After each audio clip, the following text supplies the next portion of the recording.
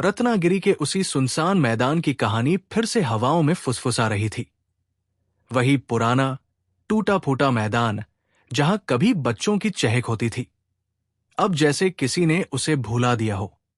उस शाम 4 दोस्त मनोज, वीर, समत और परवेज अपने कॉलेज की फुटबॉल टीम के लिए आखिरी प्रैक्टिस करना चाहते थे। शहर के सारे पार्क भीड़ और ट्रैफिक से भरे रहते थे, इसलिए वे तय कर चुके थे कि रात के समय वही मैदान सबसे सही रहेगा। पहुंचे तो मैदान सचमुच वीरान और उदास दिखा। झूले टिक टिक कर रहे थे, घास सूखी पड़ी थी और दूर पेड़ों की शाखाएं हवा में अजीब तरह से सरक रही थी। पर दोस्त कौन रुके? उन्होंने बैग खोला, टॉर्च निकाली और खेल शुरू कर दिया। शुरुआत में सब हंसी खुशी था, पास, ड्रिबल, शॉट, जब तक सूरज पूरी तरह डूबा नहीं गया। धीरे धीरे हवा ठंडी होने लगी और उसी ठंडी हवा के साथ कुछ अजीब फुसफुसाहट उठने लगी। समत ने कहा, यार सुना तुमने? जैसे कोई नाम ले रहा हो।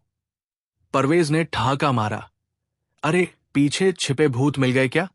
फुटबॉल खेलने से डर लगेगा क्या? बाकी भी हंसे, पर मनोज की नजरें झूलों पर टिक गई। वे अपने आप झूल रहे थे, बिना किसी ने छुआ।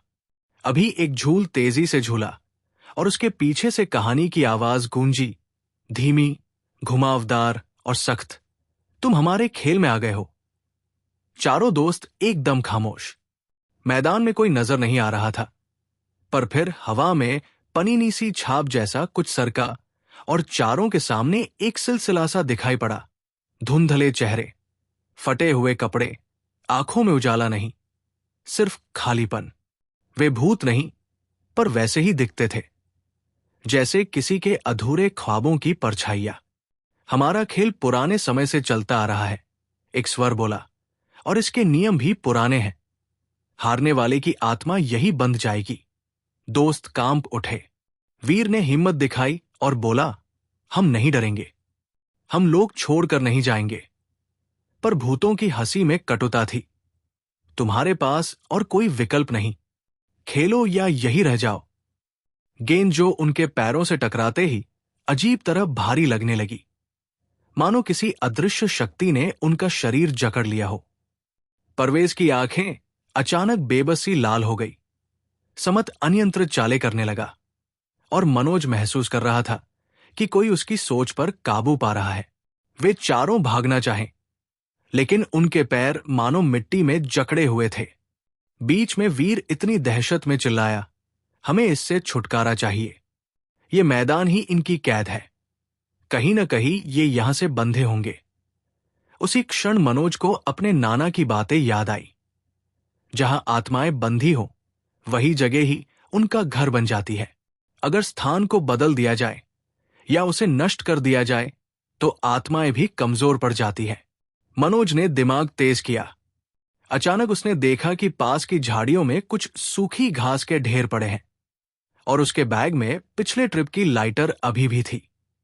धीमी धीमी धड़कने, सख्त सांसें, सब कुछ हाथ पांव ठंडे कर रहा था। पर समय कम था। उसने ख्याल बनाया और मौका देखकर बैग पिकअप कर लाइटर निकाली। परवेज, जो कुछ समय पहले तक किसी और के इशारे पर बेतहाशा कूद रहा था, अचानक जैसे अपनी पुरानी चेतना में लौटा और चिल्लाया, छोड़ो, आग मत लगाओ। पर मनोज ने बिना किसी का उत्तर सुने जैसे ही सूखी घास पर आग जलाई। आग ने तुरंत फैलना शुरू किया। लौ ने रात को काटते हुए एक उजाला फैला दिया और भूतों की आवाजें तीव्र हो गई। चीखें, कराहें और एक अजीब सन्नाटा जो हवा के साथ छिड़कता चला गया। आग की गर्मी और धुएं ने उन पर से अजीब असर हटा दिया। परवेज गिर पड़ा और उसकी आंखें फिर सामान्य हो गई। समत की चाल भी सुधरने लगी और वीर ने बलपूर्वक अपनी गर्दन हिलाई, जैसे किसी ने जकड़न को छोड़ दिया हो। चारों दोस्त दौड़े और मैदान से बाहर निकल आए। पीछे मुड़कर देखा तो वही मैदान अब धुंध सी राख और जलती हुई जगह बन चुका था। झूले जले, घास रखा और हवा में अब सिर्फ आग की खौफनाक सुगंध थी। सुबह जब शहर वाले गुजर कर आए उन्होंने देखा कि मैदान कुछ अलग दिख रहा था। राख के ढेर, जला हुआ मैदान और कुछ अधजली परछाइयां जो धीरे धीरे हवाओं में बिखर रही थी। लोग कहते रहे, क्या कल रात वे भूत सच में थे? और चारों दोस्तों की आंखों में वही डर और राहत दोनों झलक रहे थे। उनका सपना पूरा हुआ। वे कॉलेज के ट्रायल में सफल हुए और शहर का प्रतिनिधित्व करने निकले। पर उन चारों के दिल में एक सख्त सीख रह गई। कुछ जगहें सिर्फ खेल के लिए नहीं होती। कुछ यादें, कुछ आत्माएं और कुछ वादे हैं जिन्हें हल्के में नहीं लिया जा सकता। हर बार जब वे किसी वीरान मैदान के पास से गुजरते, वे एक दूसरे की तरफ देखते और वही मौन से कहते, ध्यान रहे, हम भाग्य से जीते हैं। और रात के उस सन्नाटे में, जहां कभी खेल की चहल पहल थी, अब बस एक कहानी रहती है जिसे लोग अश्रुपूर्ण आवाजों में सुनाते हैं। कैसे चार बहादुर युवाओं ने डर का सामना कर अपनी हिम्मत दिखाई, और कैसे कभी कभी आग ही अंधेरे को जलाकर सच्चाई दिखा देती है।